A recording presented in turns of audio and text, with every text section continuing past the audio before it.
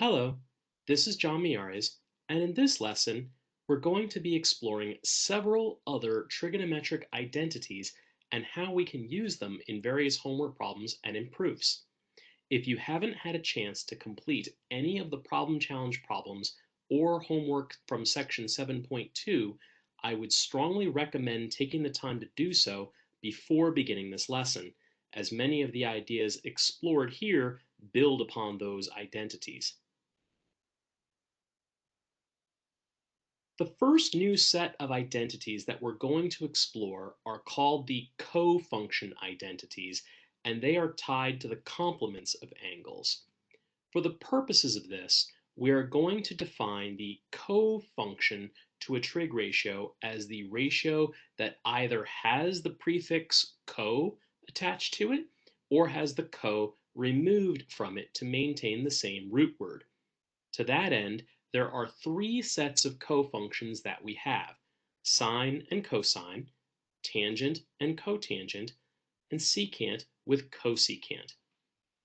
What these identities basically say is any trig function applied to an angle will be the same as the cofunction applied to that angle's complement. And as a reminder, two angles are said to be complementary if their sum adds up to 90 degrees. So for example, 20 degrees and 70 degrees are complementary. So we would say that a 20-degree angle is the complement of a 70-degree angle. We could also say that a 55-degree angle is the complement of a 35-degree angle. Taking these identities together, we're saying the cosine of an angle will equal the sine of its complement, the cotangent of an angle will equal the tangent of its complement, and the cosecant of any angle will equal the secant of its complement. These three relationships can also work in reverse, with the sine of an angle equaling the cosine of its complement, the tangent of an angle equaling the cotangent of its complement, and the secant of an angle equaling the cosecant of a complement. Proving these identities are true is a matter of applying the sum and difference identities we looked at in section 7.2. In fact, the identity in the upper left was proven in the last video. Of course, these identities will apply even if the angle is not acute. So we could go beyond just dealing with acute angles and their complements and expand on this further to explore what's happening if we apply a 90-degree phase shift to these trig functions. What you're going to find are these relationships here.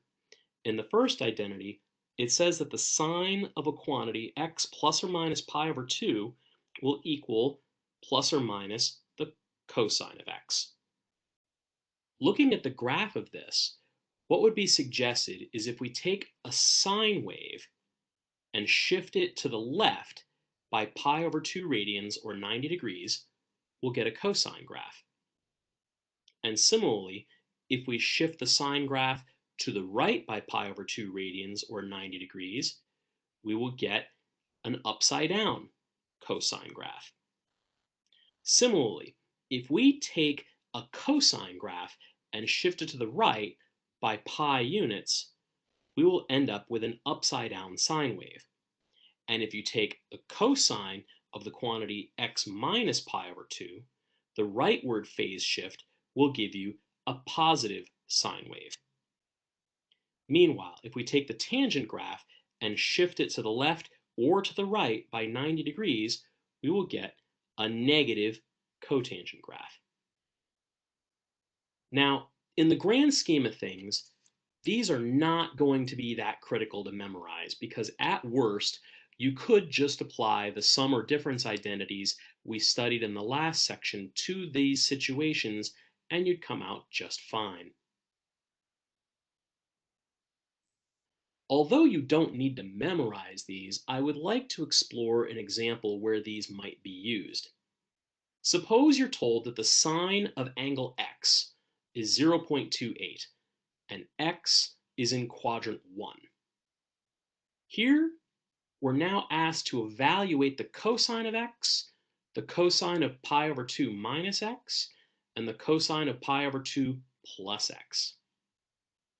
The cosine of x can be evaluated if we rearrange the Pythagorean identity that says cosine squared of x plus sine squared of x equals 1, rearranging it to look like cosine of x equals the square root of the quantity 1 minus sine squared of x. Substituting our givens, we have that cosine of x will equal the square root of 1 minus 0.28 squared. 0.28 squared equals 0.0784, which when we simplify under the radical will give us 0.9216, whose square root is 0.96.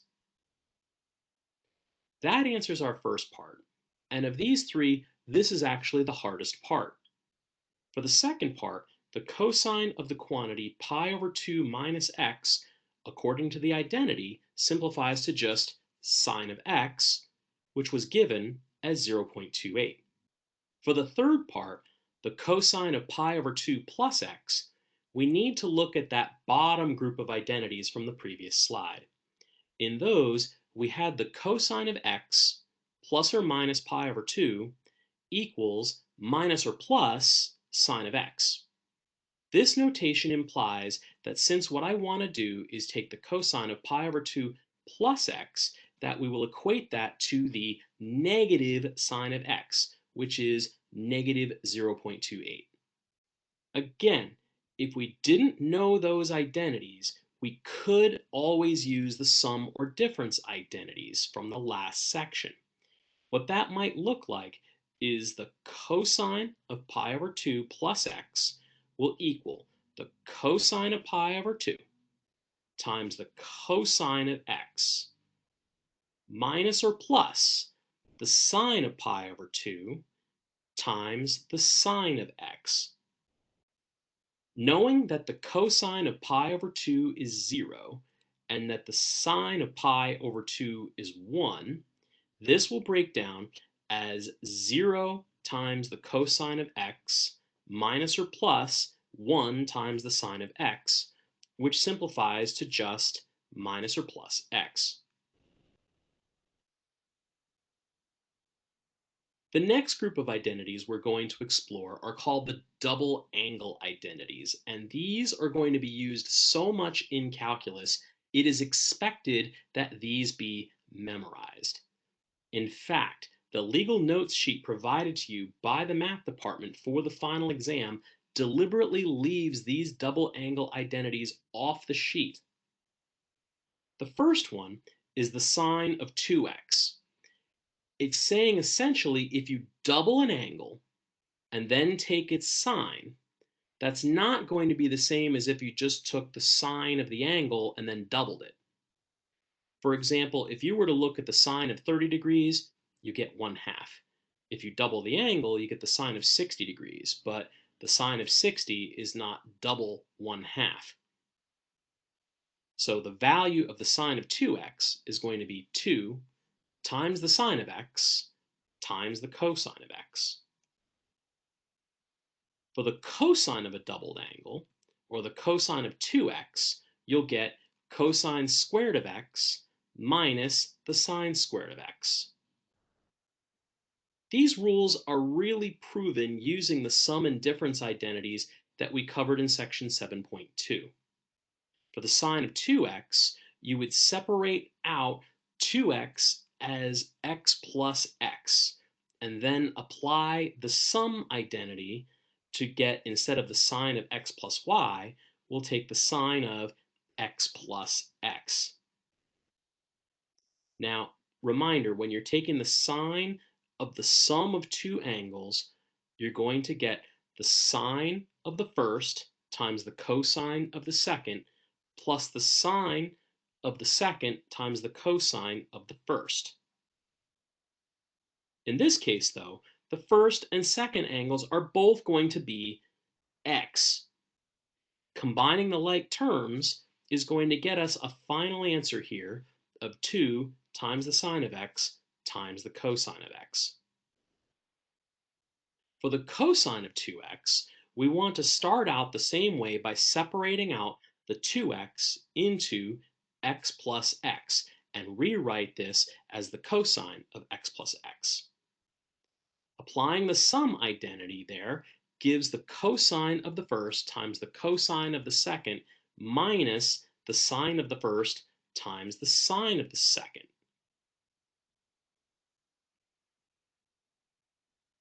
Simplifying this expression gives you the cosine squared of x minus the sine squared of x. Now, if we consider that the Pythagorean identity can be rearranged into cosine squared x equals 1 minus sine squared x, that will give you, when you substitute that expression in, 1 minus 2 sine squared x as one equivalent way of writing cosine of 2x.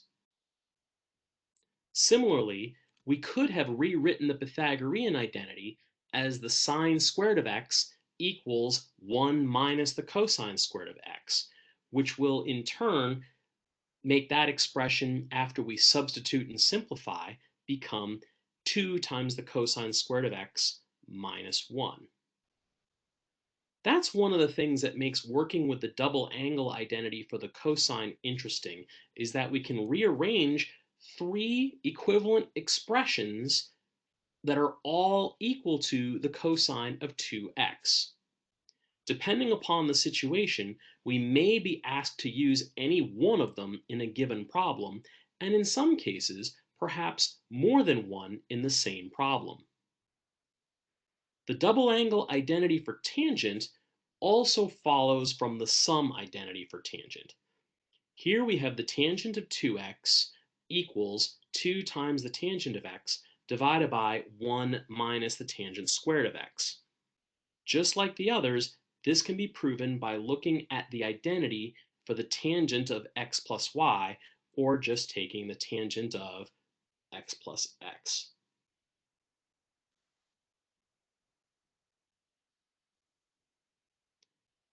Here's an example of a problem that is very similar to what you will see on the homework and probably the next quest. Suppose you were told that the sine of theta equals 3/5 and that theta lies in quadrant 2. Now suppose you're asked to find the exact values of the sine of 2 theta and the tangent of 2 theta. The double angle identities we want to use look like this. The sine of 2x equals 2 times the sine of x times the cosine of x, and the tangent of 2x equals 2 times the tangent of x divided by 1 minus the tangent squared of x. Here is a picture of a reference triangle that describes this situation. The terminal side of the angle is in quadrant 2. The opposite side, y, will have a length of 3, and the hypotenuse will equal 5. From the Pythagorean theorem, and knowing we're in quadrant 2, the adjacent side can be marked with a length of -4. The sine of 2 theta equals 2 times the sine of theta times the cosine of theta, which can be done as 2 times 3/5 times -4/5, which if we multiply all together becomes -24/25. The tangent of 2 theta can be written as 2 tangent of theta over 1 minus tangent squared of theta. Looking at the triangle, the tangent of theta can be read off of the triangle as 3 over -4, or -3/4. So substituting that in will give us 2 times -3/4 divided by 1 minus -3/4 squared. 2 times -3/4 is -6/4, and -3/4 squared equals 9/16. Simplifying this a bit will give -3/2 over 7/16. When dividing a fraction by a fraction, we will multiply by the reciprocal of the bottom one to get -3/2 times 16/7.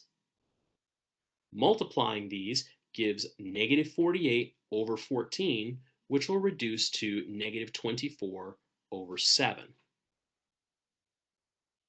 So these problems, if you notice, are very much like the ones that we did in section 7.2, except instead of applying the sum and difference identities, we're applying these double angle identities. The next group of identities that we'll explore are called the half angle identities. The first one looks like the sine of a half angle x, and it will equal, says plus or minus the square root of 1 minus the cosine of x over 2. That's going to be followed by the cosine of a half x, or the cosine of x over 2, equals plus or minus the square root of 1 plus cosine x all over 2. For the tangent of a half angle, we can say the tangent of x over 2 equals the sine of x over 1 plus cosine x, or 1 minus cosine x over sine x. Now, none of these identities are particularly intuitive, and the proofs are definitely a little wonky as they require doing some variation on the double angle identity for cosine. But that won't stop us from using them where we need them. What I'll say about these plus or minus signs that are in front of the radical in the sine of x over 2 and the cosine of x over 2 identity is that the answers we come up with are not actually going to have plus or minus signs in front, but rather whether this comes out positive or negative will be dependent upon what quadrant the half angle you're taking the sine or cosine of will lie in. For example, if you wanted to take the sine of a half angle whose terminal side falls in quadrant 1 or quadrant 2, we're going to use the positive option. If the terminal side of that angle falls in quadrant 3 or 4 and you're taking the sine of it, you'll use the minus option. A similar decision process is made if you're looking at the cosine. If the cosine of the angle that you're cutting in half will lie in quadrant 1 or quadrant 4, you want your answer to come out positive. If the terminal side of the half angle lies in quadrants 2 or 3, you want to use the negative sign. Let's see how we might be using this on our homework. Suppose you are asked to find the exact value of the sine of 3 pi over 8 or the tangent of 3 pi over 8. For those of you still uncomfortable with radians and would prefer to convert these to degrees, we can. We'll get 3 pi over 8 is equivalent to 67.5 degrees, which is half of 135 degrees. What we'll do here then is say that the sine of 67.5 degrees, or 3 pi over 8, is going to be equivalent to the sine of half of 135 degrees, or the sine of half of 3 pi over 4.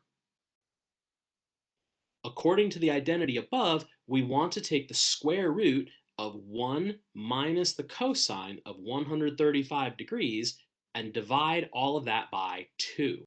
As far as the plus or minus sign goes, we're going to choose the positive sign because the sine of 67.5 degrees, the angle we're taking the sine of, has to be positive in quadrant 1.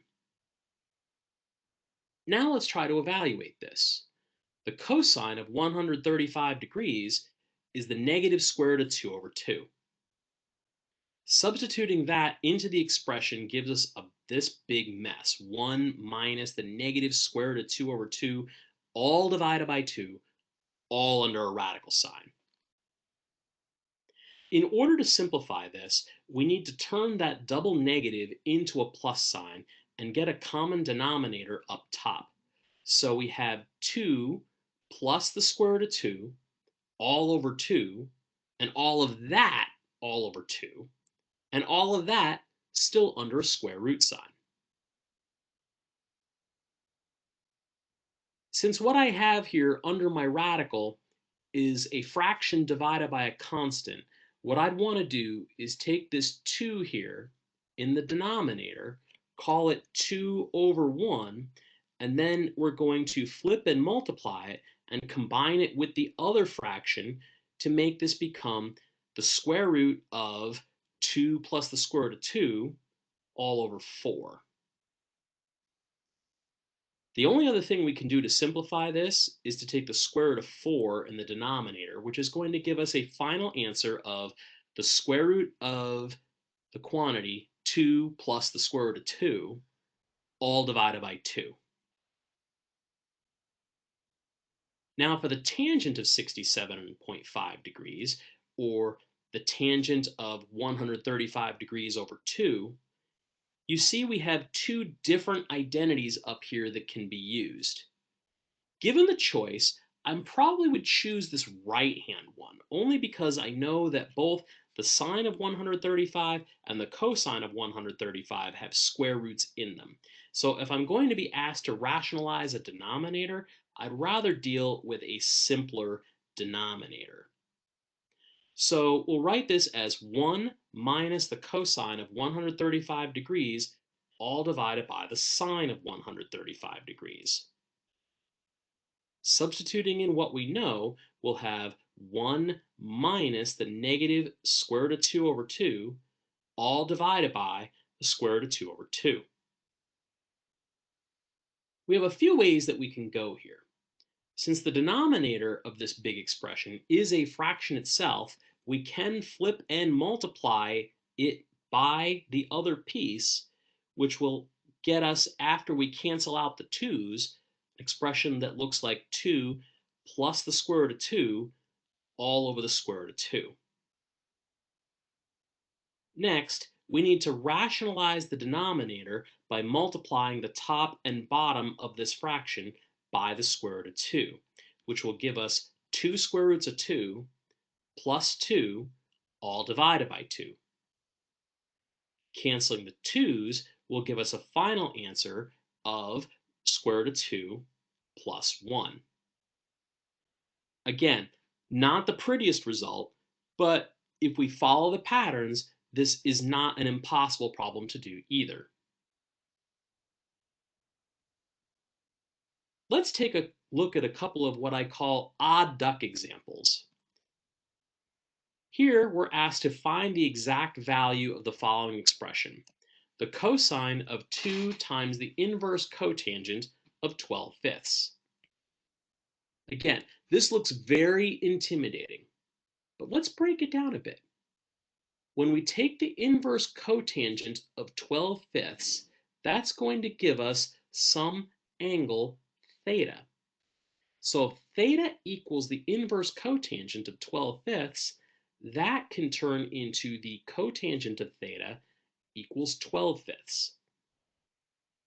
Let's construct a reference triangle that satisfies these conditions.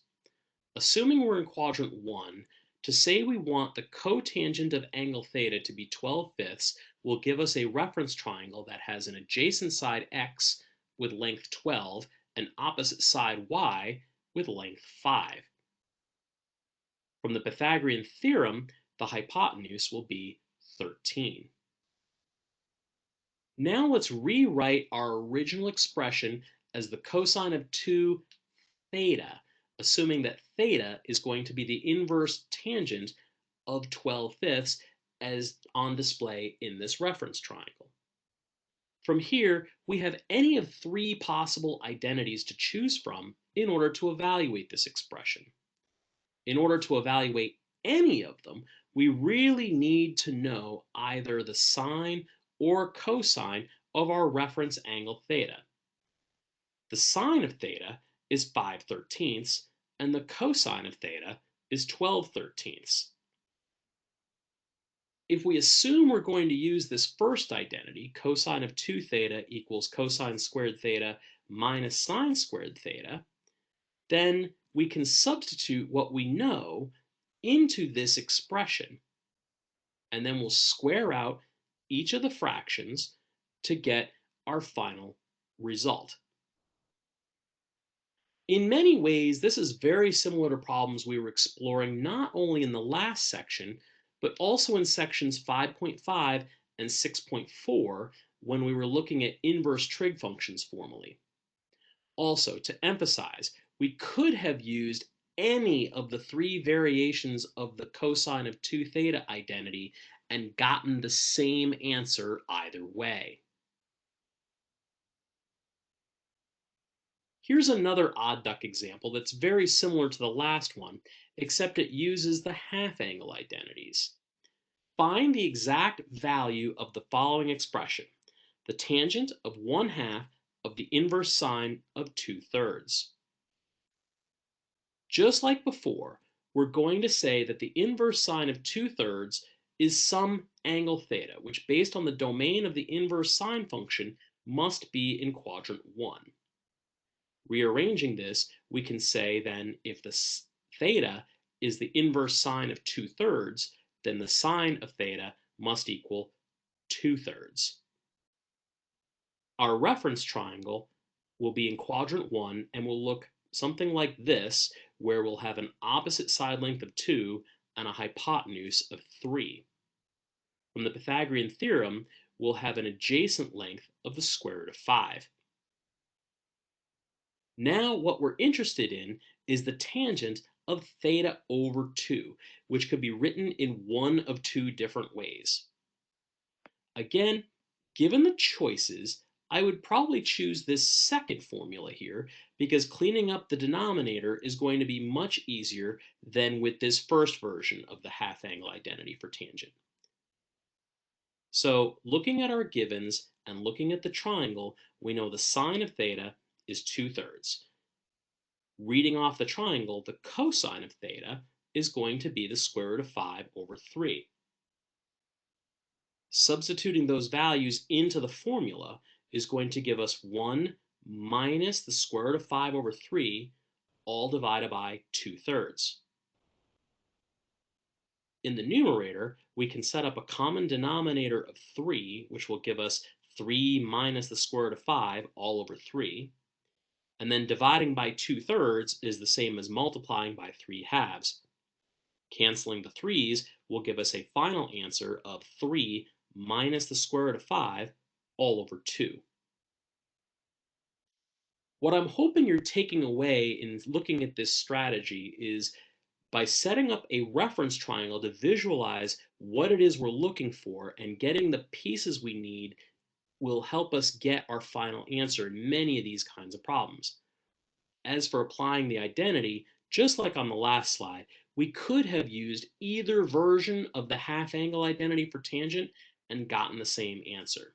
This particular version that we used, however, probably got us to our final answer quicker than the other version would have, simply due to having to rationalize the denominator had I written this as 1 plus the square root of 5 over 3 down here.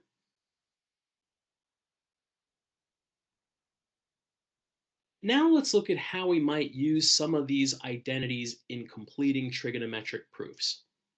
Here's the first one.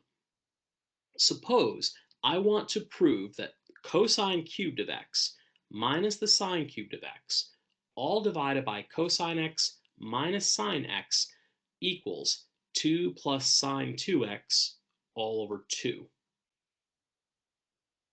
What I would probably recommend here is to start on the left-hand side of the equation and then try to factor the difference of the two cubes.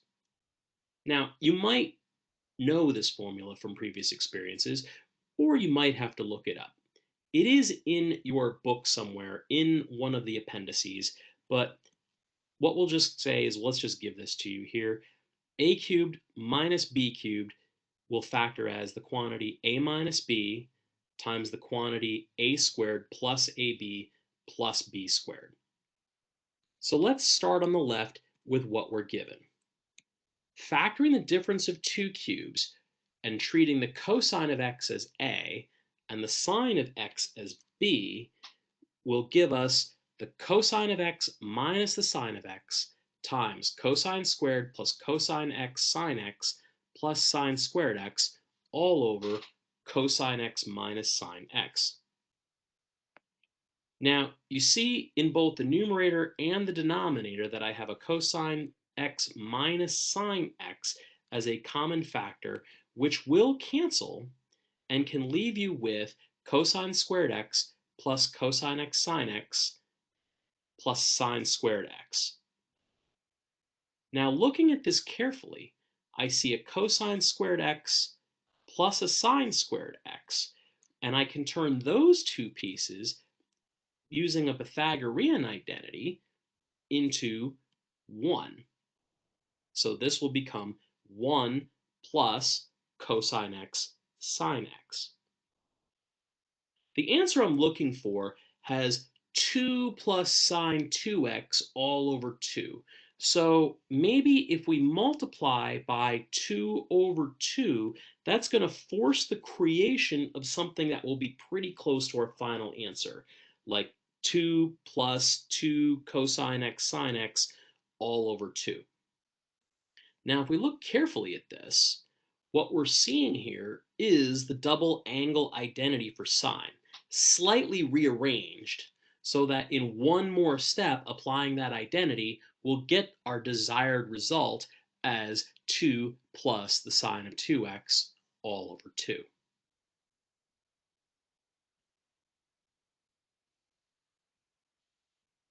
Let's try another one. This one looks a little uglier, but again, we're in college. We're tough, right? We've got 1 plus sine x minus cosine 2x all over cosine x plus sine 2x. And we're saying that that should be able to reduce to just plain old tangent of x. Here's what I'm thinking. Since I have double angles on the left side and no double angles on the right side, maybe we can use the double angle identities to reduce what we have on the left side into an expression that just has single angles. And maybe we'll see a bunch of things will cancel out. Now, the question we have to ask ourselves is which of the three double angle identities for cosine should we use? I'm going to recommend that we use the one that says the cosine of 2x equals 1 minus 2 times the sine squared of x. Using this version of the cosine of 2x serves two purposes. First, by using this version of the identities, the ones are going to cancel out. Second, we'll have left stuff that only has signs in it in the numerator, which then maybe we can take out a sign as a common factor. So let's start on the left-hand side with the given expression. Then we'll apply the double angle identities cosine 2x in the numerator and sine 2x in the denominator. That will give us the following: 1 plus sine x minus the quantity 1 minus 2 sine squared x over cosine x plus 2 sine x cosine x. In the numerator, we can distribute the negative sign, which will get us to, well, 1 plus sine x minus 1 plus 2 sine squared x over cosine x plus 2 sine x cosine x. From here, we can cancel the ones to get just sine x plus 2 sine squared x over cosine x plus 2 sine x cosine x.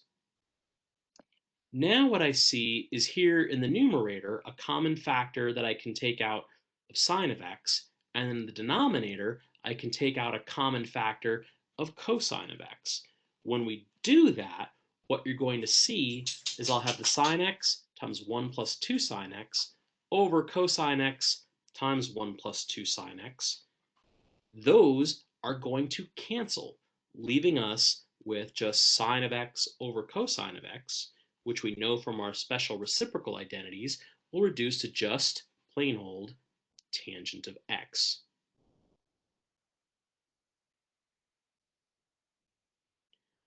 Now we're going to peek at a few of the more abstract identities. The first group here are called the product to sum identities. And yes, these look awfully scary. But these are hardly used at all for anything and are certainly not worth memorizing. I put them out here because they do show up on the homework and you will be expected to use these identities on some of your homework problems, but I'm not going to put anything involving these identities on an upcoming quest because in reality, you rarely ever see these, and if you ever had to use them, you could always just look them up. On the flip side, we have these things called the sum to product identities, which again are pretty ugly to look at. But the main point to get across with these identities is that when you take something like the sine of x plus the sine of y, you can't just take the sine of the quantity x plus y. It's not like I can just factor a sine out of the whole expression and call it good.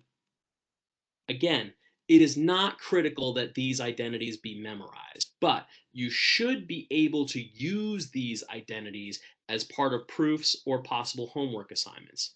And in fact, of the identities presented in this unit, really the only ones that I would say that have to get memorized are the double angle identities. Everything else, you're either going to be given on a formula sheet or it's something that, worst comes to worst, you can look up. So let's try doing some proofs with those identities though. Suppose that you're asked to prove that the sine of x plus the sine of y over the cosine of x plus the cosine of y will simplify to the tangent of x plus y over 2. With the plus or minus signs and the order of operations in place, we can't just cancel out these pieces here and do anything with that. I can't just call this like the tangent of x plus the tangent of y and hope for the best. What we're going to have to do is use the sum and product identities from the previous slide, and then we'll see what happens. So starting on the left with what we're given, the sum to product identities are going to break down like so. We've got 2 times the sine of x plus y over 2 times the cosine of x minus y over 2 all over 2 times the cosine of x plus y over 2 times the cosine of x minus y over 2.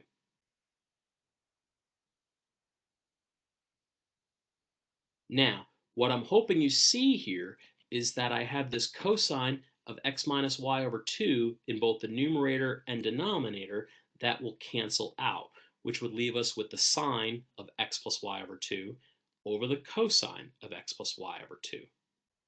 Now, when you take the sine of something divided by the cosine of the same thing, you can reduce that to the tangent of something, provided the angle that you are taking the sine and cosine of inside the parentheses is going to be the same in the numerator and the denominator. In the end, this will simplify to just tangent of x plus y all over 2. Let's try another one. Here we want to prove the sine of x over 2 plus the cosine of x over 2 all squared will reduce to 1 plus the sine of x. Given our options, what I would recommend here is to square out the left-hand side, and then maybe after we square out everything, you'll have a sine squared and a cosine squared, and perhaps the Pythagorean identity will come into play. Like perhaps sine squared plus cosine squared equals 1? Let's try it. We'll start on the left with that big expression that needs to get squared out. Using the binomial theorem, or separating and foiling it out, is going to give you the sine squared of x over 2 plus 2 sine x over 2 times cosine x over 2 plus cosine squared of x over 2. Again, if we look at the Pythagorean identity, where it says sine squared of theta plus cosine squared of theta equals 1, and we treat theta as x over 2, then you've got 1 plus 2 times the sine of x over 2 times the cosine of x over 2 after this sine squared and the cosine squared turn into just a 1. Now, what I see in here is I have 2 times the sine of something times the cosine of something. Even though it isn't just a plain old x or a theta in here, there's no reason why I can't apply the double angle identity for sine, provided that what I'm taking the sine and cosine of are both the same angle. So if the sine of 2 theta equals 2 sine theta cosine theta, and I treat theta as x over 2, then I can rewrite this as 1 plus the sine of 2 times x over 2, which does simplify as 1 plus the sine of x, our final answer.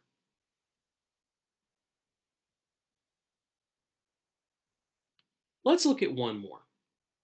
Here we have the tangent of 2x times the cosine of x plus the cosine of 3x equals the sine of x plus the sine of 3x. Now, this one definitely looks intimidating. We've got things that have 1x's, 2x's, and 3x's all in the same problem. So your first thought might be to wonder whether we're going to have to deal with, is there a triple angle identity we can deal with? However, we do have these sum or product identities from a few slides ago. So if we start on the left and apply that identity to the cosine of x plus the cosine of 3x, then what we're going to end up with is this monstrous mess here. The tangent of 2x times 2 plus the cosine of 3x plus x over 2 times the cosine of 3x minus x all over 2. Simplifying inside the parentheses will get this to break down like so, which can further simplify as shown here. Now you have to wonder, based on looking at what it is we're trying to prove, that this is going to become the sine of x plus the sine of 3x, how are we going to get those signs in there? Here's the trick. I'm going to use the special reciprocal identity to break down the tangent of 2x as the sine of 2x over the cosine of 2x. Since now everything is multiplied in here, we can cancel the terms with the cosine of 2x in there and be left with the sine of 2x times 2 cosine of x. Rearranging these terms will get this to look like 2 sine 2x cosine x. Now, this still doesn't look all that close to what it is we're trying to prove, but we could use now a product to sum identity to turn this product into the sum of two terms. For the sine of one angle times the cosine of another, we're going to get this mess. Simplifying all the terms inside the parentheses eventually is going to get us exactly what we want for our final answer. Of course, we may need to rearrange the terms first, but at this point, that's really inconsequential. Well, that was quite an adventure. Usually when I get done covering this section in a face-to-face class, I have many of my students simply staring at the board with a look like they would rather be a goldfish swimming in a bowl than sitting in a class right now. I can certainly imagine that maybe after watching this, many of you are having that feeling right now. I just want to assure you that it isn't as bad as it looks, and some of those really hard identities that we looked at the very end are not the ones I'm going to be focusing on at quest time. The big ones that you want to be able to know how to use for the quest are the double angle identities and the half angle identities. Everything else is going to be focused just on the homework, and if you can get through those, it'll be icing on the cake. Here are your problem challenge problems for section 7.3. Give these a shot and come to the next ORT session with your questions. Thanks for watching, and we'll see you all soon.